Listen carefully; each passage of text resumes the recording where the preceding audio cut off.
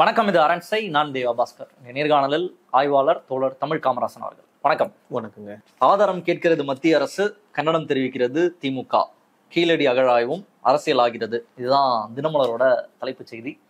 கீழடி அகழ்வாராய்ச்சி மீண்டும் ஒரு முக்கியமான பேசு பொருளாக மாறி இருக்கு. போதுமான டேட்டாஸ் பத்தல.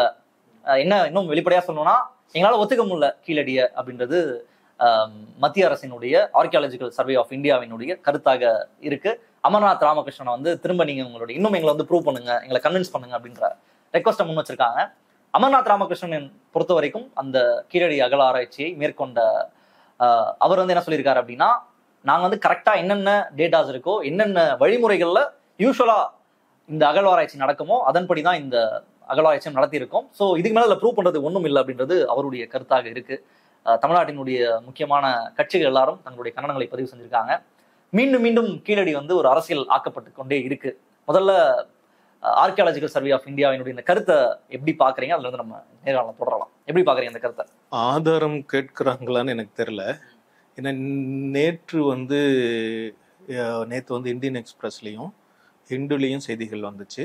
அவங்க என்ன கேட்டாங்க அப்படி, இன்னைக்கு டைம்ஸ் ஆஃப் இந்தியாவில் ஒரு குறிப்பிட்ட தொழில்துறை, இந்திய தொழில்துறையினுடைய அதிகாரி ஒருத்தருடைய பெயரை குறிப்பிட்டு ஒரு செய்தி ஒன்று வெளியிட்டிருக்காங்க. அவங்க ஆதாரங்கள் கேட்கிறாங்களான்னு எனக்கு தெரியல. அவர் நாய்க் அப்படிங்கிறவர் என்ன சொல்றாருன்னு சொன்னா, அவர்தான் head archaeological survey of India. ஆமா, அவர் ஹெட் இல்ல. ஆனா அந்த அதிகாரி இவருக்கு எழுதுனவருக்கு இது பண்ணிருக்காரு. அவர் இவருக்கு கடிதம், அவரோட அப்சர்வேஷன்ஸ் என்ன, அமர்நாத் கிருஷ்ணாவுக்கு அவர் என்ன சொல்ல வர்றாருன்னா, இன்னைக்கு செய்தி உங்க டைம்ஸ் ஆஃப் இந்தியாவுக்கும் அவர் கொடுத்துருக்கிற செய்தியின்படி அவர் என்ன சொல்ல வர்றாருன்னு, நேற்று இதே செய்தி Hindu archaeological survey of India ஏஎஸ்ஐனுடைய கருத்தை அவங்க பதிவு செஞ்சிருந்தாங்க. இந்த கீழடி நகரத்தினுடைய காலகட்டத்தை கிமு 8ஆம் நூற்றாண்டிலிருந்து கிபி 3ஆம் நூற்றாண்டு வரையிலான காலகட்டமா அமர்நாத் கிருஷ்ணா அந்த 900 பக்க 982 பக்க அறிக்கையில் அவர் குறிப்பிடுறாரு. அந்த அறிக்கையில அவர் முதல் காலகட்டமா குறிப்பிடுறது, இந்த காலத்தை 3 காலகட்டங்களா பகுத்திருக்காரு. அது முதல் காலகட்டமா அவர் 8ஆம் நூற்றாண்டிலிருந்து, கிமு 8ஆம் நூற்றாண்டிலிருந்து கிமு 5ஆம் நூற்றாண்டு, அப்புறம் கிமு 5ஆம் நூற்றாண்டிலிருந்து கிபி 1ஆம் நூற்றாண்டு, கிபி 1ஆம் நூற்றாண்டிலிருந்து கிபி 3ஆம் நூற்றாண்டு, இப்படி ஒரு ஏறக்குறைய இதுல ஒரு 300, அதுல ஒரு 800, 1100 வருட கால இடைப்பட்ட தொல்லியல் தளமா அதை அவரு வரையறுத்திருக்காரு அந்த தொல்லியல் அறிக்கையில. அதுக்குதான் அவர் நாய்க்கு என்ன சொல்லியிருக்காருன்னா, இந்த டேட் 8ஆம் நூற்றாண்டு அப்படிங்கிறது ரொம்ப ஏர்லியா இருக்கு, அது நம்ப முடியாததா இருக்கு, இது வரைக்கும் நம்ம அப்படி எந்த இதுவுமே இது பண்ணலையே அப்படின்னு அவர் கேட்கிறாரு. அவர் அவங்க என்ன கேட்டிருக்காங்கன்னா, இதுல ஒரு அந்த தொல்லியல் துறையில மண்ணடுக்கு நிலைகள்னு சொல்லுவாங்க. ஒரு குறிப்பிட்ட காலகட்டம் மண்ணடுக்கு, இப்போ ஒரு இடத்த தோண்டிக்கிட்டே போனோம், ஒரு தொல்லியல் குழியேட்டம்னு சொன்னா ஒரு இடத்த தோண்டிக்கிட்டே போனோம்னா அதுல இப்ப நம்ம முதல் எடுத்தோடனே சமகால மண்ணடுக்கு இருக்கும், அதுக்கு அடுத்ததா இடைக்கால மண்ணடுக்கு இருக்கும் பெரும்பாலும், அதுக்கப்புறம் பண்டை கால தொல்லியல் வாழ்விடங்கள் இருக்கும், அதுக்கு கீழே கன்னி மண், எந்த மக்களும் வாழாத மண் இருக்கும். இது ரொம்ப சின்னதாக தான் இருக்கும், பெருசாகவும் இருக்கலாம் சின்னதாகவும் இருக்கலாம். அந்த மண்ணடுக்குகள் ரொம்ப பெரிதாகவும் இருக்கணும் சின்னதாக இருக்கணும், ஒரு குறிப்பிட்ட அளவு தான் இருக்கும். அந்த மண்ணடுக்குல இருந்து எடுக்கக்கூடிய இந்த இதை அவர் கேட்டிருக்காங்க. நீங்க தொல்லியல் மண்ணடுக்கு குறித்த விவரங்களை கொடுக்கணும் அப்படின்னு கேட்டிருக்காங்க. கீழடி தொல்லியல் அகழ்வாய்வு தளத்தை பொறுத்த வரைக்கும் முதல் 3 காலகட்ட அகழ்வாய்வுகளை, முதல் 3 கட்ட அகழ்வாய்வுகளை ஒன்றிய தொல்லியல் துறை செஞ்சாங்க. 4ல இருந்து இப்போ வரைக்கும் தமிழ்நாடு அரசாங்கம் தொல்லியல் துறையை மேற்கொண்டிருக்கு. அவங்க அறிக்கைகள் வெளியிட்டிருக்காங்க. இப்போ முதல் 2 கட்ட அல்லது முதலாவது கட்ட இதுல தான் நிறைய பொருள்கள் எல்லாம் கிடைத்தது, காசுகள்லாம் கிடைத்தது. அந்த ஒரு காசுல தமிழி எழுத்துல வேந்தன்னு எழுதியிருக்குதுன்னு சொன்னாங்க, சில பேர் இல்ல சேந்தன் அப்படின்னு சொன்னாங்க. இப்படி தமிழி எழுத்து பொறிக்கப்பட்ட காசுகள் எல்லாம் அங்க கிடைத்ததெல்லாம் சொன்னாங்க. ஒரு மேஜர் பிரேக் த்ரூ அந்த ஓடுகள் கிடைத்தது. அது ஒரு மதுரைக்கு அருகாமையில் இருக்கக்கூடிய ஒரு நகர தொல்லியல் தளம், நகர வாழ்வு தொல்லியல் தளம். அது அநேகமாக மதுரையாகத்தான் இருக்கும் அப்படின்னு சொல்லி அப்ப அதியமான் ஒரு பேராசிரியர், தமிழ் பல்கலைக்கழகத்துல கடல்சார் தொல்லியல் அகழ்வாய்வு துறையில இருந்த ஒரு பேராசிரியர் அதை பற்றி ஒரு ஆராய்ச்சி கட்டுரையெல்லாம் எழுதினாங்க. பல பேரும் அப்படி எழுதியிருக்காங்க. சரிங்களா? அந்த ஒரு தொல்லியல் ஆய்வுத்தளம் அது ஒரு கலைந்து போன மண்மேடு. இந்த தொல்லியல் தலங்கள் வந்து கலைக்கப்படாத மண்மேடுகளா இருக்கலாம், அல்லது வந்து மனிதர்களால கலைக்கப்பட்ட மண்ணடுக்குகளா. இது வந்து இயற்கையினால இந்த மண்ணடுக்குகள் உருவாகுது. மறுபடியும் நம்ம சென்னையெல்லாம் பாக்குறீங்கல்ல, இப்ப சில வீடுகள்லாம் பாத்தீங்கன்னு வச்சுக்கீங்களேன், தெருக்கல்ல வந்து தெருக்களை விட வீடு கீழே போயிருக்கும். ஆனா அது கட்டும் பொழுது உண்மையாலுமே தெருக்களை விட மேலதான் கட்டியிருப்பாங்க. பல்வேறு காரணங்களால மண்ணடுக்கு உருவாகி இப்படி போயிடும். வந்துட்டு இது நடக்கும். அந்த மாதிரி வந்து அந்த இயற்கையா உருவாகிறத மனிதர்கள் தோன்றதன் மூலமா பல்வேறு நடவடிக்கைகளின் மூலமா கலைந்து போயிடும். இப்ப இந்த தொல்லியல் தளம் இருக்கு இல்லையா, அது ஒரு பகுதி மட்டும்தான் கலைக்கப்படாம இருந்து மற்ற பகுதிகள் கலைக்கப்பட்டதா சொல்றாங்க. ஏன்னா அது வந்து ஒரு தென்னந்தோப்பு.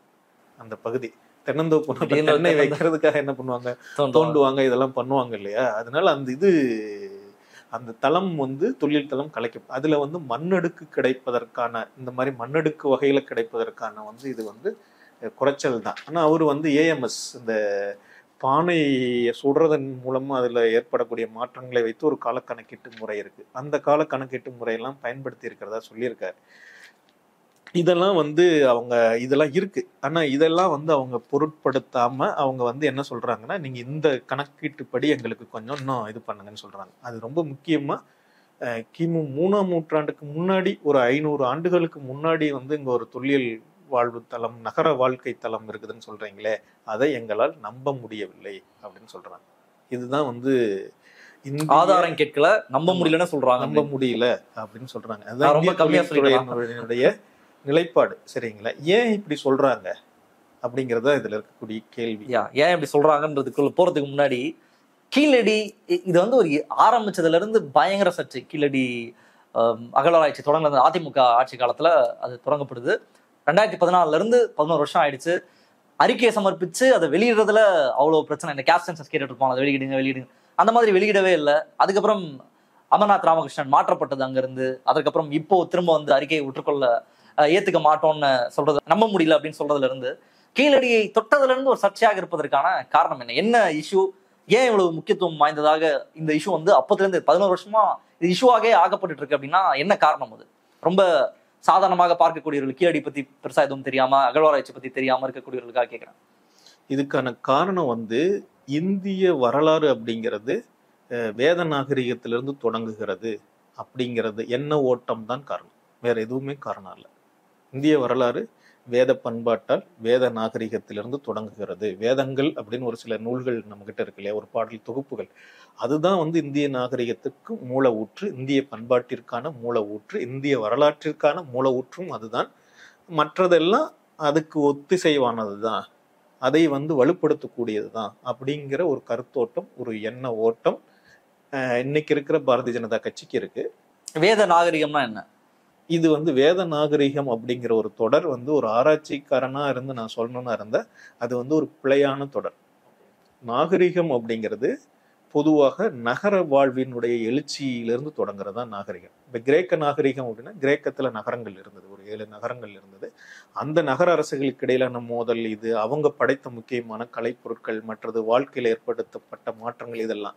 அதே மாதிரிதான் எல்லா நாகரிகங்களுமே ஒரு நகர வாழ்வினுடைய தொடக்கத்துல பெரும் பகுதியான மக்கள் ஒரு குறிப்பிட்ட இடத்துல கூடி வாழக்கூடிய பழைய இனக்குழு வாழ்வியல் முறையிலிருந்து விடுபட்டு ஒரு நகர வாழ்க்கை முறைக்கும் வந்து ஒரு வணிகம், மற்ற பகுதிகளோட வணிகம் மேற்கொள்றது, விவசாயம் அல்லாத தொழில்களை மேற்கொள்ளுதல், கலை பொருட்கள், அவங்க அதனால கலை பொருட்களை எல்லாம் உருவாக்குறது, இப்படியான ஒரு வாழ்க்கையை தான் நகர நாகரிகம்னு சொல்லணும். ஆனா நாகரிகம்னே சொல்ல முடியும். ஆனா இந்த வேத நாகரிகம்ங்கிறது ஒரு நாகரிகமே கிடையாது. ஏன்னா வேதம் அப்படிங்கிறது ஒரு ரூரல் செட்டில்மெண்ட் பத்தின பிரச்சனை. அதுக்கு ரொம்ப காலமா வந்து இந்திய தொழில், இப்போ வேத பாடல்கள் இருக்கு, நமக்கு வந்து ரொம்ப காலமா இவங்க பாடல்களை மனப்பாடம் பண்ணி வச்சிருந்தாங்க. 4 வேதங்கள் இருக்கு, அதுல பாடல்கள் இருக்கு, இதெல்லாம் இருக்கு. ஆனா அதுக்கான தொல்லியல் தலங்கள், அல்ல தொல்லியல் சைட்ஸே இல்லையா, அதுக்கு எதுவும் கிடைக்கல. சரிங்களா? அதுக்கு வந்து எதோட ரிலேட் பண்ணலாம் அப்படின்னு சொன்னாங்கன்னா, இந்த கருப்பு மட்பாண்ட ஓடுகள் வந்து சாம்பல் நிற மட்பாண்ட ஓடுகள் குறிப்பிட்ட இதுல கிடைக்குது, அடுக்குகள்ல. இப்ப சிந்து சமவெளி நாகரிக இதெல்லாம் அந்த அடுக்குகள் முடிந்த பிறகு ஒரு கருப்பு சாம்பல் நிற மட்பாண்ட ஓடுகள் கிடைக்குது. ஒருவேளை அது வேத நாகரிகத்தோட தொடர்புடையதா இருக்கலாமா அப்படின்னு தான் கருதுறாங்க. அது வந்து ஒரு ரூரல் செட்டில்மெண்ட்ஸ் தான், அதாவது கிராமப்புற வாழ்விடங்கள் தான், நகர வாழ்விடங்கள் கிடையாது. அதனால நாகரிகம் சம்பந்தப்பட்டதல்ல. அது ஒரு கிராமப்புற நாடோடியா அவங்க வந்து இங்க இடம்பெயர்ந்து வந்த போது, அது குறிப்பா மேய்ச்சல் இனக்குழுக்களா இடம்பெயர்ந்து வந்த பொழுது இந்தியாவினுடைய ஒரு சில இடங்களில் தங்கி வாழ்ந்திருக்கலாம். அதுவும் கூட இவங்க சொல்ற மாதிரி வாதத்துக்கு காலமே கிடையாதுன்னு ஒரு கோஷ்டி சொல்லுவாங்க. சரி, அவங்களெல்லாம் ஆதியும் கிடையாது, அந்தமும் கிடையாது அப்படின்னு சொல்லி அவங்களெல்லாம் விட்டுட்டோம்னா கூட சொல்லலாம். இப்ப அது வந்து காலம் இருக்குதுன்னு சொல்றவங்க வந்து அது 10,000 வருஷத்துக்கு முன்னாடியானது, 5,000 வருஷத்துக்கு முன்னாடியானது அப்படின்லாம் சொல்லுவாங்க. சில பேர் இல்ல ரொம்ப சரி லாஜிக்கலா யோசிக்கிறவங்க கூட வந்து சிந்து சமவெளி நாகரிக காலம் முடிந்த பிறகு அதுக்கு பிறகான காலம் அப்படின்னு சொல்லுவாங்க. அப்படிலாம் கூட வந்து அப்படி அந்த குறிப்பிட்ட காலத்திற்கு இப்ப வந்து இன்றிலிருந்து கிமு 1500 இன்றையிலிருந்து 4500 வருடங்களுக்கு முந்தைய தொல்லியல் தரவுகள் கூட வேதங்களுக்கு கிடைக்கல. இப்ப இந்த சாம்பல் நிற மட்பாண்ட ஓடுகள் வந்து கிமு 800 வாக்கிலான இப்ப 4000 வருஷத்துக்கு முன்னாடி கூட வேத காலம் சம்பந்தமா எதுவும் கிடைக்கல. கீழடிக்கு கிடைச்சிருக்கிறது எத்தனை வருஷம்? இப்ப கிமு வந்து இப்ப கீழடிக்கு வந்து நம்ம இது பண்ணி இருக்கிறது என்னதுன்னு சொன்னா ஏறக்குறைய வந்து இப்ப கிமு 800 சரிங்களா, இன்றையில இருந்து 2000 வருஷத்தையும் 2800 ஆண்டுகளுக்கு முன்னாடியான ஒரு நகர வாழ்விடம். இதுக்கு முன்னாடி இப்ப வந்து இது மட்டும் இல்ல, இது வந்து இப்ப கீழடி வந்து நம்முடைய கண்ணையும் கருத்தையும் கவர்ந்தது. அரசியல் கட்சிகள் தொடர்ச்சியாக அந்த பிரச்சனையை பேசிக் கொண்டிருந்தார்கள். அதனால நம்ம அதை வந்து அதிகமா பேசணும். இதுக்கு முன்னாடி ஆதிச்சநல்லூர் சம்பந்தமா ஏஎஸ்ஐ வந்து ஒரு ஆராய்ச்சி மேற்கொண்டாங்க. அந்த இதை வந்து தொழிலாளர் சத்தியமூர்த்தி இங்க சென்னையில இருக்கிறவர் தான், அவர் தான் ஒரு அறிக்கையை கொடுத்தார். அந்த அறிக்கையும் கூட ரொம்ப ஒரு 10 ஆண்டுகள் 20 ஆண்டுகள் கழித்துதான் அந்த அறிக்கையை வெளியிட்டாங்க. அப்படியா? ஆதிச்சநல்லூர் மிக முக்கியமான ஒரு தொல்லியல் தளம் வந்துட்டு ஒரு ஒரு அர்பன் நகர வாழ்விடம் சார்ந்த முதுமக்கள் தாளிலாம் முதுமக்கள், அது வந்து புதைப்பிடம், ஒரு சுடுகாடு, ஒரு நகரத்தினுடைய சுடுகாடு. ஆனா நகர வாழ்விடம் எங்க இருக்குதுன்னு தெரியலன்னு சொல்லி ரொம்ப இதா இருந்தது. இப்ப இந்த தமிழ்நாடு தொழில்துறை வந்து அகழ்வாய்வு செஞ்சதன் மூலமா ஒரு அருகில் இருக்கிற ஒரு குளத்துக்குள்ளார அந்த நகர வாழ்விடம் இருந்திருக்கலாம் அப்படின்னு இப்ப நடந்திருக்கிற ஆய்வுகள் எல்லாம் அவங்க சொல்றாங்க. இது ஏன் வந்து இப்படியான தொல்லியல் தளங்கள் பற்றிய அகழ்வாய்வுகளை வெளியிடுறதுக்கு இவங்க வந்து இவ்வளவு தயக்கப்படுறாங்க?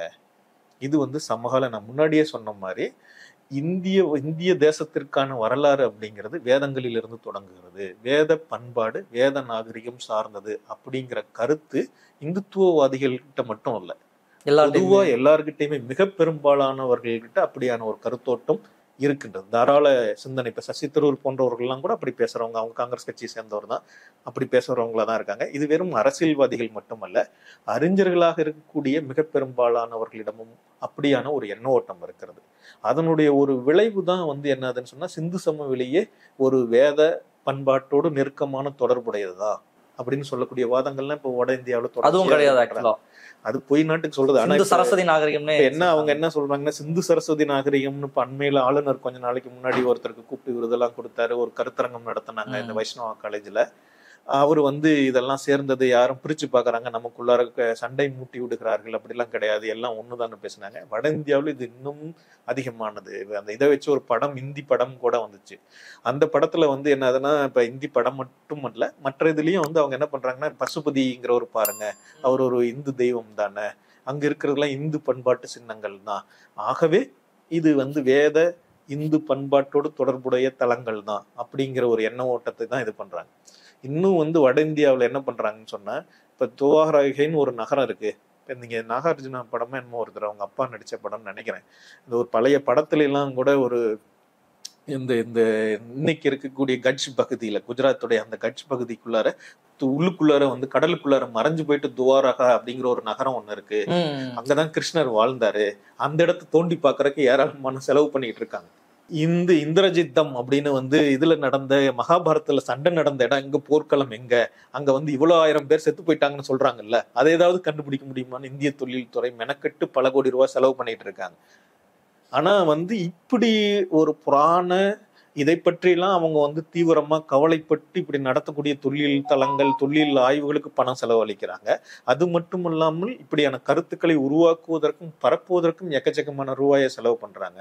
ஆனா வந்து தென்னிந்திய பகுதிகளில் ஒரு நியாயமா நடக்கக்கூடிய அகழ்வாய்வுகளை வெளியிடுவதற்கோ, அதை பற்றிய வந்து சீரான ஆய்வுகளுக்கு உதவி செய்வதற்கோ, அனுமதி அளிப்பதற்கோ, அதை பற்றிய வந்து விவாதங்களை எழுப்புவதற்கோ கூட அவங்க தயாரா இல்லை. அவங்க ஒரே கருத்துல இருக்காங்க, நீங்க வந்து இன்னையில இருந்து 2000 வருஷமே அதிகம் உங்களுக்கு, அதுக்கு முன்னாடி எல்லாம் இருந்ததா அப்படின்னு கேட்கறாங்க. இது வந்து ரொம்ப ஒரு மோசமான நிலை. இதற்கான பாஜக காரணம் கடவுள் புராணம் அப்படின்லாம் கட்டி வச்சிருக்கிற ஃபுல் கதையுமே வந்து பொய் அப்படின்றது நிரூபணம் ஆயிரும். அது வந்து அவங்களே வந்து எதையோ உருவாக்கிட்டு இருக்காங்களே இல்லையா, அதுக்கும் வந்து ஆராய்ச்சிகளுக்கும் எந்த சம்பந்தமும் இல்லை. இந்தியாவில் 2 மொழிகள் தான் வந்து 2500 ஆண்டுகளுக்கு முன்பு எழுத்தில் இருந்தன. அது வந்து சமஸ்கிருதம் அல்ல, தமிழும் பாகத மொழியும் தான். பாகத மொழி அப்படிங்கிறது இன்றைய அர்த்தத்துல ஒரு மொழின்னு சொல்ல முடியாது, ஆனா அது பல்வேறு வழக்குகளை கொண்ட ஒரே எழுத்தில் எழுதப்பட்டது. தமிழும் பிராமி எழுத்து அப்படிங்கிறதுல தான் அந்த தமிழ்லன்னு சொல்லக்கூடிய எழுத்தும் பிராமிங்கிற எழுத்தும் ஒரே எழுத்து தான், ஒரே எழுத்தில் தான் எழுதப்பட்டது. ஆனா இந்த துணைக்கண்டத்துல பாகத மொழிக்கு அப்புறம் ஒரு எழுதப்பட்ட மொழி அப்படின்னு சொன்னா தமிழ் தான். இந்த ரெண்டும் சமகாலத்துல எப்படி இதுக்கு எழுத்து வடிவங்கள் உருவாச்சு, எப்படி இதெல்லாம் வளர்ச்சி அடைஞ்சிச்சு அப்படிங்கிறத பற்றி நமக்கு இன்னும் தெளிவு கிடைக்கல. அதுல சிக்கல்கள் இருக்கு. எப்படி வந்து முந்தைய குறியீடுகள்ல இருந்து இப்படியான எழுத்துக்கள் தோன்றின அப்படிங்கிறத பற்றி நமக்கு ஆராய்ச்சி முன்னேற்றங்கள் இன்னும் அடையல. ஆனா அதுக்கு பதிலா இவங்க என்னத்தெல்லாம் கண்டுபிடிக்கிறாங்கன்னு சொன்னா, புராணத்துல இருக்கிறது, மகாபாரதத்துல இருக்கிறது, இன்னும் பல அதுக்கான ஸ்பாட்லாம் அதுக்கெல்லாம் தேடுறதுக்கு இல்லாத இடத்த தேடிக்கிட்டு இருக்காங்க. புராணங்கள்ல சொல்லியிருக்கிற ஒரு கற்பனையா சொல்லியிருக்கிற இடங்களை தேடிக்கிட்டு இருக்காங்க. ஆனா வாழ்விட பகுதிகளா, தொழில் தளங்களா கண்டுபிடிக்கப்பட்ட பகுதிகளை பற்றி சீரிய ஆராய்ச்சிகளுக்கு இவங்க வந்து இடம் கொடுக்க மறுக்கிறாங்க. அதுக்கு காரணமே இந்திய தேசியவாத எண்ண ஓட்டமும் இந்து தேசியவாத எண்ண ஓட்டமும் தான். நம்ம தேசியவாத எண்ண ஓட்டங்கள் எப்படி வந்து வரலாற்றை கட்டமைக்குதுன்னா, நம்ம என்ன நினைக்கிறோம்னா, இந்தியாவுக்குன்னு ஒரு வரலாறு இருக்குதுன்னு நினைக்கிறோம். இந்தியாங்கிறது என்ன, இப்போ நம்ம இந்தியாங்கிறது தொடங்கி எவ்வளவு காலம் ஆகுது? ஒரு 70 வருஷம் தான் ஆகுது. அதுக்கு இந்தியாவுக்கு ஒரு வரலாறை வந்து 2000 வருஷமா முன்னாடி தேடிட்டு இருந்தோம்னா அது அறிவுள்ள செயலாகுமா, நாணயம் உள்ள ஒரு செயலா இருக்க முடியுமா? அப்படி ஒன்றும் கிடையாது. அதுவும் இந்தியாவுக்குன்னு ஒரு வரலாறு இருக்குதுன்னு நினைச்சுக்கிட்டு அது இந்திய வரலாறு அப்படிங்கிறதே வேத வரலாறு தான் அப்படின்னு நினைக்கிறது இருக்குல்ல, அது இன்னும் மோசமானது. அது எதனுடைய வெளிப்பாடுனா, இந்திய சமூகம் சமகாலத்துல வந்து பார்ப்பன பணியாக்களுடைய தலைமை அவங்க தான் ஆதிக்கம் பெற்றிருக்கிறாங்க, அவங்க தான் செல்வாக்கு பெற்றிருக்கிறாங்க. MSS பாண்டியன் அவர்கள் தான் சொல்லுவாரு, ஒரு சாதியினுடைய வரலாறு தான் இந்த நாட்டினுடைய வரலாறா இருக்கு, ஒரு வகுப்பாருடைய பார்ப்பனர்களுடைய வரலாறு தான் இந்த நாட்டினுடைய வரலாறா கட்டமைக்கப்படுறதனுடைய ஒரு போக்கு தான் இந்த வேத பண்பாடு, வேத நாகரிகம் தான் இந்தியாவினுடைய வரலாறுன்னு கட்டமைக்கப்படுறதுடைய விளைவு. அதுக்கு எதிராக, அதற்கு மாறாக எந்த சான்றுகள், எந்த இது வெளிப்பட்டாலும் சரி, அதை ஒண்ணு வேத பண்பாடு இந்து பண்பாட்டோட மெர்ஜ் பண்ணுவாங்க, இல்லைன்னா பேசாம தவிர்க்கறதுக்கு முயற்சி பண்ணுவாங்க, இல்லைன்னா அதை பற்றி எதையுமே கண்டுக்காம இருக்கணும் அப்படின்னு முயற்சி பண்ணுவாங்க. தமிழ்நாடு, தமிழர்ன்றது ஒரு தனி இனம், அவர்களுக்கு ஒரு மரபு இருக்கு, அவங்களுக்கு ஒரு பாரம்பரியம் இருக்கு அப்படின்றதை நிரூபணம் செய்யக்கூடிய வேலை தான் இந்த அகழ்வாராய்ச்சிகள் பண்ணுதா? கீழடி போன்ற இப்போ கீழடி ஆகட்டும், இந்த எப்படி வந்து தமிழ்நாடு அரசு இதை தூக்கி பிடிக்கிறாங்க, இதை விடக்கூடாது, இதை நம்ம இது ஒரு பிரேக் த்ரூ வந்தப்போ கூட கீழடி சம்பந்தமா தான் ஒரு பிரேக் த்ரூ வந்தப்போ அதை முதல்வரே வந்து அனௌன்ஸ் பண்ணியிருந்தாரு, பேசினார் அதை பத்தி. அப்போ தமிழ்நாடு அரசு, குறிப்பாக திமுக போன்ற கட்சிகள் வந்து இதை தூக்கி பிடிப்பது, இப்போ மார்க்சிஸ்ட் கம்யூனிஸ்ட் கட்சியில சூவே இருக்காரு, தொடர்ச்சியாக இது தொடர்பாக அவர் அதிகமா இதுல குரல் கொடுத்துருக்கக்கூடிய ஒரு நபராக இருக்கார். இதை நிலைநிறுத்துவதன் வழியாக இவர்கள் சொல்ல வருவது என்ன? இந்திய வரலாறு பற்றிய இந்திய தேசியவாத கண்ணோட்டத்திலிருந்து, ஏன்னா அதுக்கு வந்து ஒரு பொதுவான மக்கள் தொகுதியோ மற்றதோ எதுவும் இல்லை, அது வந்து சும்மா ஒரு உருவாக்கப்பட ஐடியலா ஒரு வந்து இந்தியாவில் இருக்கக்கூடிய மேட்டுக்குடிகளுடைய பார்ப்பன பனியா மேட்டுக்குடிகளுடைய கட்டமைக்கப்பட்ட ஒரு கற்பிதம், மற்ற மக்கள் மேல செலுத்தக்கூடிய ஆதிக்கம். இதற்கு மாறாதான் பல பகுதிகளில் இருந்து, இந்தியாவினுடைய பல பகுதிகளில் இருந்தும் இதுக்கு நேர் எதிரா, நம்ம மட்டும் சொல்லலை, இந்தியாவினுடைய மற்ற பகுதிகளில் இருந்தும் அதுக்கு எதிராக பேசக்கூடியவங்க நிறைய பேர் இருக்காங்க. வந்துட்டு நிறைய வேறுபட்ட பண்பாடுகளை சேர்ந்தவர்கள். இப்ப நம்ம தமிழ்நாட்டில இருந்து நம்ம வந்து என்ன பண்றோம்னா, எங்களுக்கு இதற்கு முந்தைய ஒரு பண்பாடு உண்டு. சமஸ்கிருதம் பற்றி ஆரம்ப காலத்துல பேசப்பட்ட போதெல்லாம் சமஸ்கிருதத்துக்கு இணையான, அதை விட தொன்மையான மொழி அப்படின்னு நம்ம பேசியிருக்கோம். உண்மையை சொல்ல போனா சமஸ்கிருதம் ஒன்றும் தொன்மையான மொழி இல்லை. அதை வந்து நம்ம சமஸ்கிருதம் ஒரு தொன்மையான மொழின்னு கணக்கெடுத்துட்டு பேசணுமா என்னமானே எனக்கு தெரியல. ஆனா இப்ப அதெல்லாம் தீவிரமா மற்ற ஆய்வாளர்கள், இப்ப அமர்நாத் கிருஷ்ணா கூட அதை பற்றிலாம் நிறைய இடங்கள்ல பேசியிருக்காரு. வந்து தமிழ்நாட்டினுடைய வந்து இந்த சமகால அரசியல் எதிர்ப்புணர்ச்சியினுடைய ஒரு விளைவாதான் நம்ம வந்து ஒரு தனியான ஒரு தேசிய இனம், நம்ம வந்து ஒரு தனியான பண்பாட்டை உடையவர்கள், தனியாக நமக்கு ஒரு நீண்ட வரலாறு இருக்கிறது என்பதை வந்து என்பதனுடைய ஒரு உணர்ச்சியினுடைய, அரசியல் உணர்ச்சியினுடைய ஒரு உந்துதலின் காரணமாக தான் இத்தகைய தொல்லியல் ஆய்வுகளுக்கு இப்ப தமிழ்நாடு அரசாங்கம் வந்து அதிகமான ஊக்கம் வழங்குறாங்க. இது ரொம்ப முக்கியமானதுன்னு தான் கருதுறேன். நமக்கு மட்டும் இல்லை, இப்போ கேரளாவிலேயே அந்த மாதிரி ஒரு இது பண்ணாங்க. முசிறி பட்டணம், அந்த தொண்டிப்பட்டணம் பற்றி சங்க இலக்கியங்கள்ல வரக்கூடிய ஒரு ஊர் பற்றி ஆமா. அவங்க ரொம்ப முக்கியமான தொழில் ஆராய்ச்சிகளை மேற்கொண்டிருக்காங்க. அதுக்கு வந்து தனியான ஒரு ஆராய்ச்சி நிறுவனத்தை உருவாக்கியிருக்காங்க. அகல் வைப்பகம், இப்ப வந்து இந்த அருங்காட்சியகம் மாதிரியான நிறுவனங்களை உருவாக்கியிருக்காங்க. அதை பற்றி தொடர்ச்சியான ஆய்வுகளை மேற்கொள்றாங்க. இப்ப நம்மளை போலவே வந்து ஆந்திராவிலையும் ஒரு பெரிய பட்டணம் ஒன்று வந்து இருக்கு. அமராவதி பட்டணம் அப்படிங்கிறது ரொம்ப ரொம்ப மிக பழமையான ஒரு வளமையான தொல்லியல் தலம் வந்துட்டு. ஆனா அவங்க இதுக்கெல்லாம் வந்து அதிகமான முக்கியத்துவம் தரதில்லை. ஒரு பக்கம் ஒரு அவங்களுக்கு பெருமையாவும் இருக்கு, ஆனா அதை பற்றி அவங்க அதிகமா பேசுறதில்ல. ஏன்னா அவங்க வந்து ஓரளவுக்கு இந்துத்துவ அரசியல், இந்திய தேசியவாத அரசியல் இதோட ரொம்ப இணக்கமா போறதனுடைய விளைவா அது பேசுறதில்ல. ஆனாலும் பேசுறாங்க, அறிஞர்கள் மற்றவங்க எல்லாம் பேசுறாங்க. மகாராஷ்டிராவுக்கும் அப்படியான வந்து இடங்கள் இருக்கு. தேசிய இனங்களின் தொகுப்பு தான் இந்தியா. ஒரிசாக்காரங்க வந்து நீங்கெல்லாம் உங்களோடலாம் நாங்க எல்லாரும் பழமையானவங்க அப்படின்னு ஒரிசாக்காரங்க தனியா. ஏன்னா ஒரிசா வந்து ரொம்ப முன்பாகவே காலனிய காலத்துல இருந்தே மொழி வழியில நாங்கள் வந்து ஒரு தனி மாநிலம் அப்படிங்கிறதுக்காக சண்டை போட்டு இந்தியாவுல காலனிய காலத்திலேயே மொழி வழி அடிப்படையில் ஒரு மாநிலம் வாங்கினவங்க ஒரிசாக்காரங்க தான். அவங்க தனியா வரலாறு ஒரு பக்கம் எழுதிட்டு இருக்காங்க. இந்தியா முழுக்க இந்த மாநிலங்கள் எல்லாம் தனித்தனியா தங்களுடைய வரலாறுகளை எழுதிக்கிட்டு இருக்காங்க. இந்திய தேச அரசு ஒரு வரலாறு எழுதிட்டு இருக்கு. இது இந்த போக்குகள் எல்லாம் முரண்படு. ரெண்டுக்கும் நடக்கிற சண்டை தான் இந்த அகழ்வாராய்ச்சி. இந்த அகழ்வாராய்ச்சிகளாகட்டும், இதுக்கு பணம் செலவு பண்றதாகட்டும், இது நடக்கக்கூடிய அறிவுபூர்வமான சண்டைகள் இதெல்லாம் இதனுடைய வெளிப்பாடுகளாகத்தான் இதை நடக்க விடக்கூடாதுன்றதுல ஒன்றிய அரசு உறுதியா இருக்காங்க. அதுதான் இந்த மொத்த கான்ட்ரவர்சின்றதை புரிஞ்சுக்கலாமா? அதை வெளியிடுற தயக்கத்துல இருந்து நீங்க சொன்னது ஆதிச்சநல்லூருக்கே அதை ட்ரை பண்ணாங்க. இந்த ஆதிச்சநல்லூருக்கு பலகாலம், ஏன்னா இந்தியாவுல மிக பழமையான தொல்லியல் தலங்கள்ல ஒண்ணு வந்து ஆதிச்சநல்லூர். எந்த அளவுக்கு பழமையான தொல்லியல் தலம் என்றால், இப்ப சிந்து சமவெளி இருக்கு இல்லையா, சிந்து சமவெளிக்கு ஒரு நிகரான ஒரு பழங்கால நகரத்தை வந்து அது பிரதிபலிக்குதுன்னு கண்டுபிடிச்சாங்க. ஆனா அதை பற்றிய தொழில் ஆய்வுகள் ரொம்ப காலமா செய்யப்படலை. முதல்ல வந்து 1900ஆம் ஆண்டுகளுக்கு அருகாமையில செய்யப்பட்ட ஒரு மேற்பரப்பு ஆய்வோட அந்த ஆய்வு நின்று போயிட்டு, அதுக்கப்புறம் மறுபடியும் ரொம்ப காலமா அதை யாருமே செய்யல. அதுக்கு பிறகு சத்தியமூர்த்தி தான் வந்து ஒரு அகழ்வாய்வுகளை மேற்கொண்டிருந்தாரு. அந்த அகழ்வாய்வுகளை வெளியிடுறதுக்கே அவங்க பல பத்தாண்டுகள் வந்து எடுத்துக்கிட்டாங்க. எதையுமே அந்த அகழ்வாய்வு அறிக்கையும் பற்றிய ஆராய்ச்சிகளுமே அதுக்கப்புறம் மேற்கொள்ளப்படலை. அதை பற்றிய விவாதங்கள் எதுவுமே இல்லை. இது வந்து ஒரு ஒரு பிரச்சனையானதுன்னு எனக்கு தோணுது. ஏன் அவங்க வந்து இதுல இந்த இப்ப அதே போலதான் இப்ப கீழடி எல்லாம் வந்து இந்த 2ஆம் நகரமயமாக்கல் அலைக்காலத்தை சேர்ந்தது. இரும்பு கண்டுபிடிக்கப்பட்ட பிறகு நகரங்கள் உருவாகிறது, இதெல்லாம் சம்பந்தம். ஆதிச்சநல்லூர் அதுக்கு முன்னாடியா? ஆதிச்சநல்லூர் அதுக்கு முன்னாடியான காலகட்டத்தை சேர்ந்தது. இவங்க ஏன் இந்த மாதிரி ஒரு பிரச்சனைன்னு நினைக்கிறாங்கன்னு சொன்னா, இந்தியாவுடைய வரலாறு இங்கிருந்து தொடங்கக்கூடாது. இந்தியாவுடைய வரலாறு எங்கிருந்து தொடங்கணும்னா கங்கை சமவெளி பகுதிகளில இருந்து தொடங்கணும். வடக்குல இருந்தா இல்லைன்னா வந்து இப்ப சிந்து சமவெளி பகுதிகளில இருந்து தொடங்கும். சிந்து சமவெளி கூட அவங்களுக்கு வந்து ஒரு பிரச்சனையான ஒரு இடம் தான். இந்திய வரலாற்று புத்தகங்களை எடுத்து படிச்சு பார்த்தீங்கன்னா சிந்து சமவெளின்னு ஒரு இடத்த சொல்லுவாங்க, அதை சொல்லிட்டு அப்படியே கடந்து போயிடுவாங்க.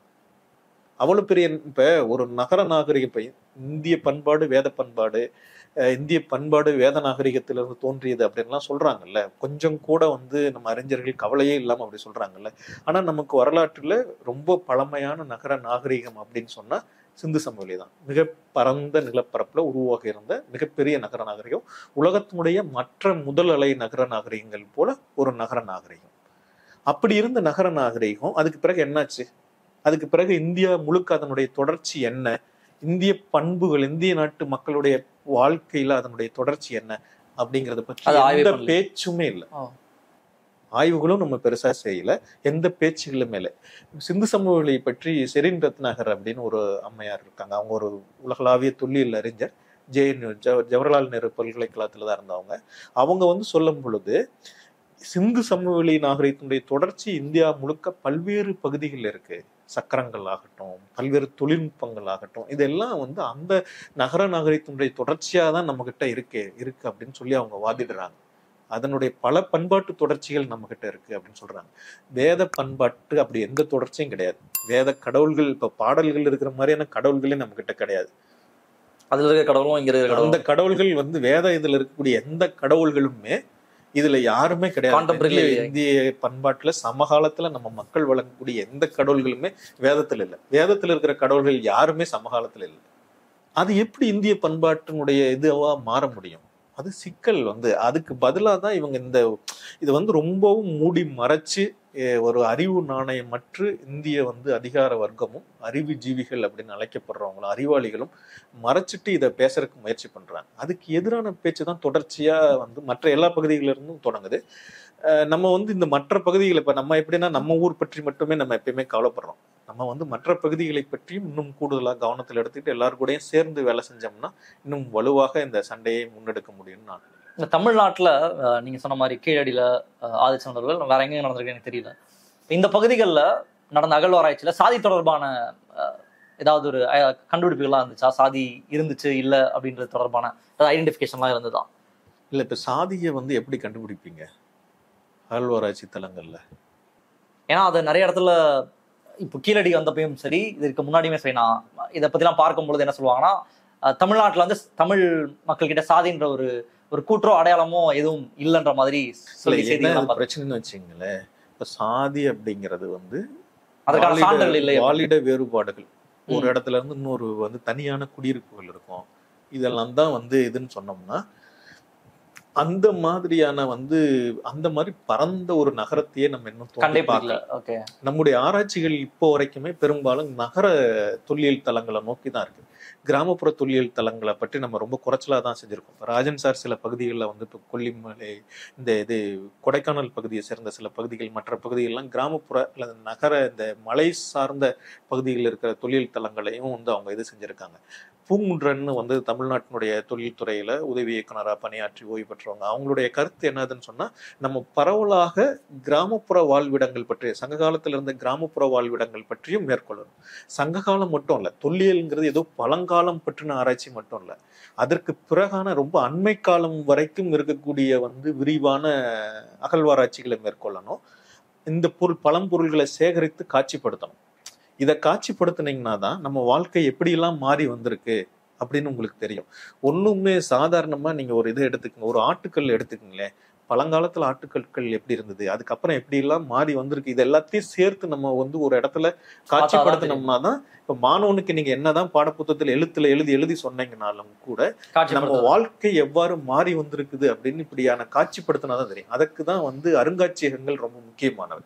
வெறும் தோண்டி பார்க்கறது மட்டும் இல்ல, தோண்டி பார்க்கறது அப்படிங்கிறது நம்ம வந்து அதை ஆழமா புரிஞ்சுக்கிறதுக்கும் என்ன நடந்திருக்குதுங்கிறத புரிஞ்சுக்கிறதுக்குமான ஒரு இது, காலகட்டங்களை புரிஞ்சுக்கிறதுக்கான ஒரு இது. அதுக்கப்புறம் சேகரிக்கப்பட்ட பொருள்களை அருங்காட்சியகத்துல வந்து காட்சிப்படுத்தணும்.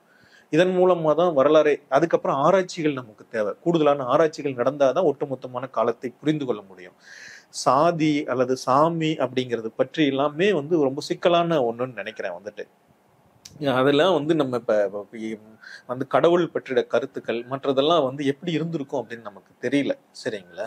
இப்ப சிந்து சமவெளி நாகரிகத்திலேயே கூட வந்து மற்ற இப்ப எகிப்துல இருந்த நகர நாகரிகம் மாதிரி இப்ப வந்து கிரேக்க பகுதிகளில் இப்ப ஈஜிய தீபகற்பத்துல இருந்த கிரேக்க நாகரிகத்துக்கு முந்தைய முதல் அலை நகர நாகரிகத்தை சேர்ந்த பகுதி மாதிரி மெசபடோமிய பாபிலோன் பகுதிகளில் இருந்த பகுதிகளில் இருக்கிற மாதிரியான மிக பெரும்பாலான மத சம்பந்தமான இடங்கள், பாரோ மன்னர்களை புதைச்ச அந்த பிரமிடுகள் தான் அங்க வந்து பெரிய இது. இங்க வந்து அந்த மாதிரியான இடங்கள் இல்லை. இங்க புதைப்படங்கள் ரொம்ப சின்னதா இருக்கு. இப்ப ஆதிச்சநல்லூர் எடுத்துக்கிட்டோம்னாலும் சரி.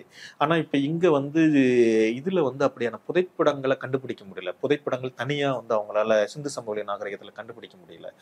இப்ப தெய்வங்களா வந்து சின்ன சின்ன பொம்மைகள் தான் இருக்கு. ரொம்ப இப்படி விரல் அளவு ஒரு உள்ளங்கை அளவுக்கு இருக்கக்கூடிய சின்ன சின்ன பொம்மைகள் தான் வந்து சின்ன சின்னதான களிமண் பொம்மைகள் தான் கிடைச்சிருக்கு. இதெல்லாம் நம்ம வந்து சமகாலத்துல இருக்கிற மாதிரியான ஒன்ன கற்பனை பண்ணி பாக்குறோம் இல்லையா? அப்படியானது அங்க இல்லை. அதுக்குன்னு சொல்லி அங்க மத வழிபாடே இல்லை அப்படின்னு சொல்ல முடியுமானா அப்படியும் சொல்ல முடியாது. ஏதோ வித்தியாசமா வேற மாதிரி இருந்திருக்கு. அதை பற்றி செரின் ரத்னாகரனும் சொல்லி ஒரு அம்மையாரும் இன்னும் சில பேரும் வந்து சில அகழ்வாராய்ச்சியாளர்களும் அதை பற்றி எல்லாம் எழுதியிருக்காங்க. ஒண்ணு இல்லவே இல்லைன்னு சொல்ல மதம் சாதி குறித்து ஒரு ப்ரிசைஸ் கன்க்ளூஷனுக்கு வர முடியாது. ஆமா, அங்கேயும் வந்து சின்ன சின்ன இடங்கள் இருந்தது. நம்ம வந்து இன்னைக்கு இருக்கிற மாதிரி ஒரு கோயில்களை வந்து கற்பனை செஞ்சு அப்படியான ஒரு இடம் வந்து அங்கேயும் இருந்திருக்கும் அப்படின்னு நினைக்கிறோம். அப்படி இல்லை. நம்முடைய இன்னைக்கே நம்ம வாழ்க்கையில கணக்குல எடுத்து பாருங்க, கோயில்ல போய் வழிபடுறவங்க எத்தனை பேரு நம்ம மக்கள்ல? எல்லா மக்களும் வச்சிருக்கிற கோயில்களும் எல்லா அளவுக்கு பெருசா இருக்கா? இப்போ வந்து நம்ம மயிலாப்பூர்ல வந்து கபாலீஸ்வரர் கோயில் இருக்கு, திருவல்லிக்கேணியில பார்த்தசாரதி கோயில் இருக்கு. பெருமாளை கும்பிடுறவங்க எல்லாரும் பார்த்தசாரதி கோயிலுக்கு போயா கும்பிட்டுட்டு இருக்காங்க? வீட்டுல சின்ன ஒரு படத்தை வச்சு கும்பிடுறவங்களும் உண்டு, அவங்க தெருவுலயே சின்னதா ஒரு கோயிலை கட்டி கும்பிடுறவங்களும் உண்டு. இந்த கோயிலுக்கு இந்த கோயிலோட இந்த கோயிலுக்கு போறவங்க அந்த கோயிலுக்கு போகலாம், ஆனா அந்த கோயிலுக்கு போறவங்க எந்த காலத்துக்கும் இந்த கோயிலுக்கு வர மாட்டாங்க. இந்த வேறுபாடுகள் இருக்கு இல்லையா, இது இந்த தெய்வ வழிபாடு அப்படிங்கிறது ஒரே மாதிரியான ஒரு, ஏன்னா நமக்கு கிட்ட அப்படியான ஒரு பெரும் மத அமைப்பு, எல்லா மக்களையும் ஒன்று திரட்டி தன் ஒரு குடையின் கீழ் கொண்டு வரக்கூடிய மத அமைப்பு இல்லை. அதுக்கு பதிலாக சமூக ஒழுங்கை பேணுவதற்கான மத அமைப்புகள் தான் இருந்தன. அது மத அமைப்புன்னு கூட சொல்ல முடியாது, அது மனிதனை அச்சுறுத்தி பயமுறுத்தி அவனை ஒரு சமூக ஒழுங்கிற்குள் கொண்டு வருவது, கீழ்ப்படுத்தி வைப்பது அப்படிங்கிறது தான் இருந்தது.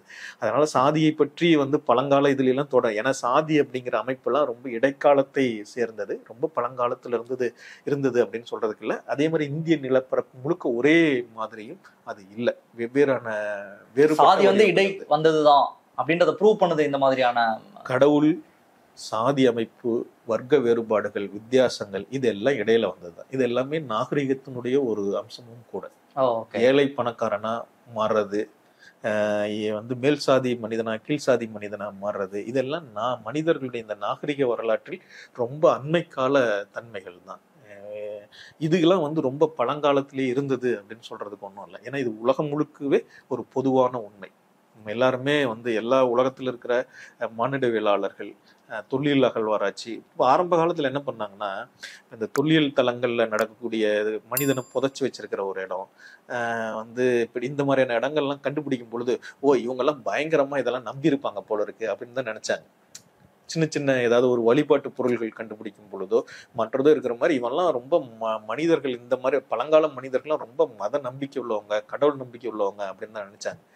ஆனா மானிடவியலாளர்கள் என்ன பண்ணாங்கன்னா, நேர் எதிராக இதற்கான முடிவுக்கு வந்தாங்க. உலகத்துல பழங்குடி மக்கள் வாழ்க்கைகளை உலகம் முழுக்க இன்னைக்கு வாழ்ந்துகிட்டு இருக்கிற பழங்குடி மக்களுடைய வாழ்க்கைகளை எல்லாம் அவங்க நேரில் போய் பார்த்து இனவரவியல் ஆய்வுகளை எல்லாம் செய்யும் பொழுதுதான் அவங்களுக்கு என்ன தெரிஞ்சதுன்னா, நாகரிக மனிதர்களை விட ரொம்ப குறைச்சலான நம்பிக்கை கொண்டவங்க தான் கடவுள் நம்பிக்கை. பல பழங்குடிகள் கிட்ட கடவுளுங்கிற ஒன்னே இல்லை, நம்ம வச்சிருக்கிற மாதிரியான பெரிய கடவுள்கள் எதுவுமே இல்லை அப்படின்னு கண்டுபிடிச்சாங்க.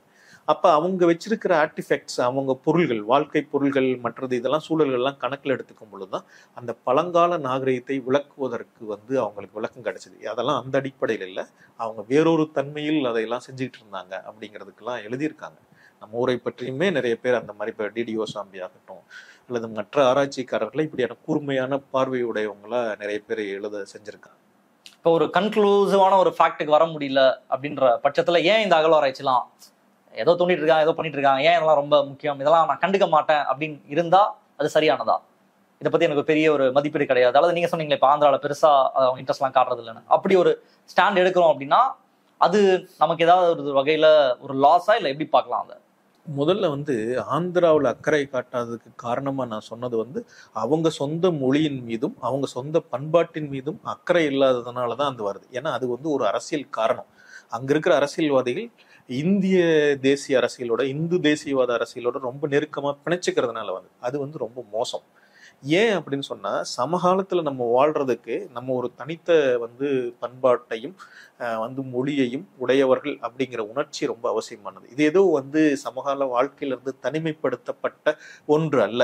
இப்ப இந்த ஊர்ல இனிமே நீங்க தமிழ் படித்தவர்களுக்கு வேலையெல்லாம் ஒன்றும் கிடையாது, ஒன்று ஹிந்தி படிங்க, இல்ல அதை கூட விடுங்க, ஆங்கிலம் படித்தவர்களுக்கு தான் வேலை அப்படின்னு சொன்னா எவ்வளவு மக்களால் ஆங்கிலத்தை உடனடியாக படித்துக் கொள்ள முடியும்? இல்ல எல்லாம் நீங்க ஒரு 50 வருடம் 100 வருடம் கூட, நாங்க 200 வருஷம் காலனி ஆட்சியில பிரிட்டிஷ்காரன் கீழே தான் இருந்தோம். எத்தனை பேர் ஆங்கிலத்தை அப்படி பிரமாதமா படிச்சிருக்காங்க? இங்க இருக்கிற ஒரு மேட்டுக்குடியினரால், உயர் வகுப்பினரால், பார்ப்பன வகுப்பினரால் அவங்க எப்பயுமே தங்களுடைய மொழியை கொன்னுட்டு இன்னொரு மொழிக்கு மாற முடியுது. அவங்க இன்னைக்கு அவங்களுக்கு ஒரு மொழி, சொந்தமா ஒரு மொழியோட ஈடுபாடே அவங்களுக்கு இல்லை. அவங்க தமிழ்னா தமிழ்பாங்க, அதுதான் அதிகாரத்தையும் மதிப்பையும் தேடித்தருதுன்னா உடனே தமிழ் தாத்தான்னு சொல்லிக்குவாங்க. ஆங்கிலம் தான் பெருசுன்னு சொன்னா வெள்ளக்காரனோட நாங்க ரொம்ப நல்லா ஆங்கிலத்துல பேசுவோம் அப்படின்னு சொல்லுவாங்க. இல்ல இந்தி தான் எங்களுக்கு பெருசு, இந்திய தேசியத்துனா அது இந்தி தான் ஏன் வரணும், அதுதான் ஒரு நாடுன்னா ஒரு மொழி வேண்டாமா அப்படின்னு சொல்லுவாங்க.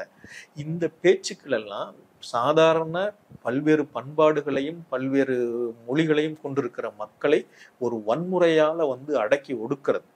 இது ரொம்ப மோசமானது. அதனால இந்த பல்வேறு மொழி, பல்வேறு பண்பாடுகள் நமக்கு இருக்கு. அதனுடைய இருப்பை வந்து கட்டி காப்பாற்றிக் கொள்வது அப்படிங்கிறது நம்ம உயிர் ரத்தமும் சதையுமாக இருக்கக்கூடிய மக்களை வந்து கட்டி காப்பாற்றுவதும் பேணுவதற்குமாகத்தான் இந்த இதெல்லாம் செய்யறோம். அதுக்கு தவிர இதை வேற எல்லாம் ஒரு பெரிய காரணங்கள் பெருமைங்கிறதுலாம் ஒன்றும் கிடையாது. முதலமைச்சர் கூட வந்து இந்த தொழில் தமிழர் தொன்மை பற்றின இதுல கூட அவங்க பேசும்போது அவங்க ஒரு இரும்பு தொன்மையை பற்றி பேசும்பொழுது அவங்க பேசியிருக்காங்க. திராவிட இயக்கத்துடைய நோக்கு என்ன அப்படின்னு சொன்னா வந்து நம்ம வந்து ஒரு குறிப்பிட்ட காலத்துல வேறுபாடுகள்லாம் இல்லாத ஒரு ஒரு தன்மையுடைய சமூகமாக இருந்தோம். திரும்ப நம்ம வந்து இடையில வந்து அதெல்லாம் விட்டுட்டோம். வந்துட்டு அதை நோக்கி பயணிப்பது, ஒரு சமத்துவத்தை நோக்கி பயணிப்பதற்கான பயணம் அப்படின்னு சொல்றாங்க. அது ரொம்ப முக்கியமானதுன்னு நினைக்கிறேன். நமக்கு பழங்கால பெரியார் சொல்லும்போது சொன்னாரு, ஏன் பழம் 2000 வருஷம் பெருசு அப்படி இப்படின்லாம் சொல்லிட்டு தெரியுறீங்க, ஆனா உங்க பார்த்தா அப்படி ஒன்றும் தெரியலையே, இன்னைக்கு நீங்க எந்த இடத்துல இருக்கீங்க, அந்த பெருமைகள்லாம் எதுக்கு பயன்படும் அப்படின்னு எல்லாம் கேட்டார். இந்த நாகரிகம், இந்த வரலாறு பற்றிய பேச்சுக்கள் எல்லாம் எதுக்கு அப்படின்னு சொன்னா கடைசியா வந்து இந்தியாவில் உங்களுக்கு ஒரு தனித்த அடையாளம் கிடையாது, உங்களுக்கு ஒரு தனித்த வரலாறு கிடையாது, நீங்க எல்லாருமே எங்க கிட்ட சரண்டர் ஆயிருங்க, நீங்க எல்லாருமே இந்த நாட்டுல கரைந்து போயிடணும், இந்தி படிங்கன்னு சொன்னா நீங்க இந்தி படிக்கணும், சமஸ்கிருதம் படிங்க அப்படின்னு சொன்னா நீங்க சமஸ்கிருதம் படிக்கணும், உங்களுக்குன்னு ஒண்ணு தனியா ஒண்ணு இல்லப்பா அப்படின்னு சொல்வதற்கு எதிரான ஒரு செயல்பாடு, ஒரு நடவடிக்கை, பேச்சுக்கள் தான். அது ரொம்ப முக்கியமானது. ஏன்னா அது வந்து வாழ்க்கை, நம்ம வாழ்றது சம்பந்தமான பிரச்சனை, அவங்களுக்கு அது ஆதிக்கம் செலுத்துவது சம்பந்தமான பிரச்சனை. இந்தியா அப்படின்றது ஒரு துணை கண்டம், பல இனக்குழுக்கள், தேசிய இனங்களினுடைய ஒரு தொகுப்பு தான் இந்தியா. இந்தியா அப்படின்றது ஒரு ஒன்றியம் அப்படின்றதை கீழடி மாதிரியான அகழ்வாராய்ச்சிகள் நிரூபணம் செய்கிறது. அதை எதிர்க்க தான் பாஜக இது எல்லாத்தையும் பண்றாங்கன்றதை நம்ம சிம்பிளா புரிஞ்சுக்கலாமா? ஆமா, அதுக்காக தான் இவ்வளவு முயற்சி பண்றாங்க. இந்தியாவில் வந்து இந்தியாவை பற்றி அவங்களுடைய 2 விதமான கருத்துக்கள் இருக்கு. இப்ப நேரு மாதிரியான லிபரல் ஆஸ்பெக்ட்ஸ்ல இருக்கிறவங்க எல்லாம் சொல்லுவாங்கன்னா, இந்தியாவில் பல பண்பாடுகள் இருக்கு, பல நாகரிகங்கள் இருக்கு, இருந்தாலும் இந்திய தன்மைன்னு ஒண்ணு இருக்குங்க அப்படின்னு சொல்லுவாங்க. சரிங்களா? இல்ல வந்து இப்ப இருக்கிற உள்துறை அமைச்சர் அமித்ஷா ஆகட்டும், மோடி ஆகட்டும், அவங்க எல்லாம் என்ன சொல்லுவாங்கன்னா, ஒரே நேரத்தில் இரட்டை நாக்கினால் பேசுவார்கள். நாங்க வந்து தமிழ் பண்பாட்டை தானே பரப்பிக்கிட்டு இருக்கோம், நாங்க தமிழ் பண்பாட்டை வந்து உலகம் முழுக்க கொண்டு போய் வந்து பெருமைப்படுத்தி கொண்டிருக்கிறோம் என்று ஒரு புறம் சொல்லுவார்கள். இன்னொரு புறம் என்ன சொல்லுவாங்கன்னா, ரொம்ப அண்மையில சொன்னாரு, ஒரு 2 வாரத்துக்கு முன்னாடி சொன்னாரு, இந்தியாவினுடைய அனைத்து மொழிகளுக்கும் தாய்மொழி சமஸ்கிருதம் தான் அப்படின்னு சொல்லுவாரு.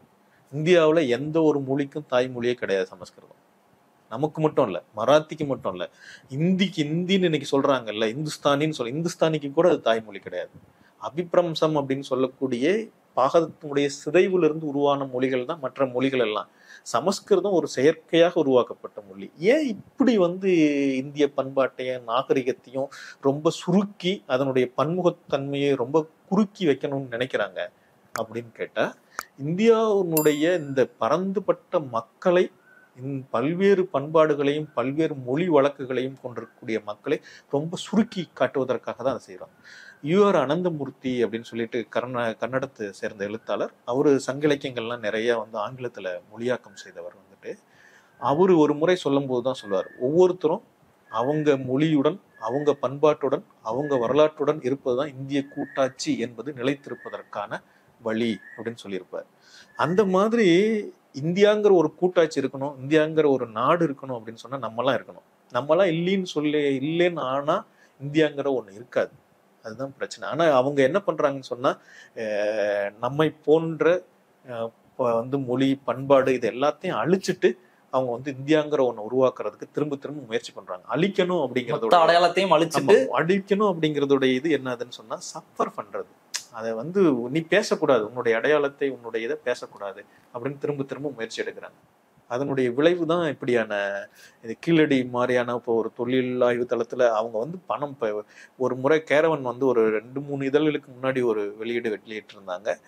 அவங்க என்ன பண்றாங்கன்னு சொன்னா, இந்திய தொழில்துறை எவ்வாறெல்லாம் இந்த மதவாத அரசியலுக்கு பயன்படுத்தப்பட்டிருக்கு அப்படின்னு சொல்லியிருக்காங்க.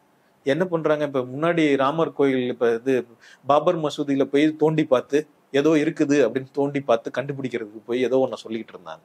அப்புறம் தோண்டின பிறகு ஒன்னும் கிடைக்கலின பிறகும் இல்ல அங்கதான் இருந்திருப்பாரு அப்படின்னு சொன்னாங்க. ராமர் அங்கதான் பிறந்திருக்கோ வளர்ந்திருக்கிறதுக்கோ, இல்லைன்னா வந்து ராமர் கோயில் அந்த இடத்துல இருந்திருக்கிறதுக்கான ஒரு இது. இப்ப ஞானவாபி மசூதியில போய் அந்த மசூதியை வந்து ஏதோ இந்து கோயில்கள் இருந்திருக்கிறதுக்கு வாய்ப்பு இருக்கு, எதுவும் தோண்டி பார்ப்போமே அப்படின்னு சொல்றாங்க. அவங்களுடைய மதவாத அரசியலை, சமகாலத்தில் இஸ்லாமியர்களை ஒடுக்குவதற்கான அரசியலை செய்வதற்குத்தான் தொழில்துறையை பயன்படுத்துறாங்க. அதே போலதான் இந்தியாவினுடைய பல்வேறு மொழி குழுமங்களை முடுக்குவதற்கு தான் பயன்படுத்துறாங்க. இது நான் திரும்பவும் சொல்றேன், இந்தியாவில் ஒரு மொழி தமிழ் மாதிரியான ஒரு பழமையான மொழி, இது 4000 2000 வருஷம் இல்ல 4000 வருஷம் இல்ல 5000 வருஷம் பழமையான மொழியா இருப்பதனால் மட்டும் நம்ம வாழ்வதற்கு இல்ல பெருமை பேசுவதற்கு தகுதியானவர்கள். நம்ம இந்த நாட்டில் இருக்கிற ஒரு மொழி குழுமம், அதனால மற்றவர்கள் போல் சமமாக வாழ்வதற்கு உரிமையுடையவர்கள். நம்மை போலதான் வடகிழக்கு பகுதியில இப்ப நம்ம 8 கோடி பேர் 10 கோடி பேர் பேசுறோம், நம்ம தமிழ் மொழியை பேசுறோம் அப்படின்னு சொன்னா, வடகிழக்கு பகுதியில ஒரு பழங்குடி மொழி ஒரு 10 லட்சம் பேர் தான் பேசுறாங்கன்னா அவங்களுக்கும் அதே சம உரிமை உடையவர்கள் தான். ஏன்னா அவங்களும் அந்த மொழியை பேசுறாங்க. அதுக்கு எழுத்து இல்ல அது பேச்சு மொழியா தான் இருக்குது அப்படிங்கிறதெல்லாம் பிரச்சனை இல்லை. இந்த பன்மொழி தன்மை அப்படிங்கிறது மிக முக்கியமானது. அது மக்களுடைய அடிப்படை உரிமை. அடிப்படை பல பண்பாடுகளை உடையவர்களும் பல மொழி வழக்குகளை உடையவர்களும் அவங்களுக்கே சொந்த வரலாறு இருக்கு அப்படிங்கிறத ஏத்துக்கிறதும் இந்தியா என்கிற ஒரு பல தேசிய இனங்கள் பல பண்பாடுகளை கொண்ட மக்கள் சேர்ந்து வாழ்கிறோம் என்கிற உணர்ச்சியை பெறுவதற்கு அவசியமானது. அதை அழிப்பதற்காகத்தான், அதை மறைப்பதற்காகத்தான் இது போன்ற நடவடிக்கைகள்லாம் எடுக்கிறாங்க. இப்பெல்லாம் நம்மெல்லாம் அடையாளத்தை அழிப்பதற்கான நம்மெல்லாம் இப்படி எல்லாம் இதெல்லாம் நடந்த உரத்து குரல் எழுப்புவதற்கு நமக்கு ஒரு வாய்ப்பு இருக்கு. ஆனா பல இடங்கள்ல நம்மளை போல எண்ணிக்கை உடைய மாநிலங்கள் சில நேரங்கள்ல அப்படியான வாய்ப்புகள் இல்லாம இருக்காங்க. இப்ப கேரளாவிலேயும் நமக்கும் அந்த வாய்ப்பு இருக்கு. ஆந்திரா தெலுங்கானா பகுதிகளில் அப்படியான குரல்கள் குறைவாக இருக்கு. மகாராஷ்டிராவில் இந்துத்துவ அரசியலினால அந்த பேச்சுக்கள் ரொம்பவும் குறைவாக இருக்கிறது. திரும்ப வருது. ஒரியா ரொம்ப நீண்ட காலமா அவங்க போராடிட்டு இருந்தாலும் திரும்பவும் இந்துத்துவ அரசியலினுடைய விளைவா அவங்களுடைய நோக்கங்கள் மாறி இருக்கு. ஆனா நம்மை போல மாநில உரிமைகள் கூட இல்லாம பல மொழிகள் இருக்காங்க. நமக்காவது இப்ப அதிகமா இதுல பாதிக்கப்பட்டவங்க இந்தி பேசப்படும் மாநிலங்கள்னு சொல்றாங்க இல்லையா, அந்த பகுதிகளை சேர்ந்தவர்கள் தான். நேபாளத்துக்கு கீழே இன்னைக்கு உத்தரப்பிரதேச மாநிலத்திலோட மத்திய பிரதேச மாநிலத்தோட அந்த பகுதி மிதிலா பகுதி. மிதிலா பகுதியை சேர்ந்தவங்க தான். மிதிலா பகுதியை சேர்ந்தவங்க மிதிலை மொழி, அதாவது சீதை பிறந்த ஊருன்னு சொல்லப்படக்கூடியது. அவங்க எங்களுக்கு அங்கிருந்து வரலாறு இருக்கிறதுக்கு சொல்லி பார்க்குறாங்க.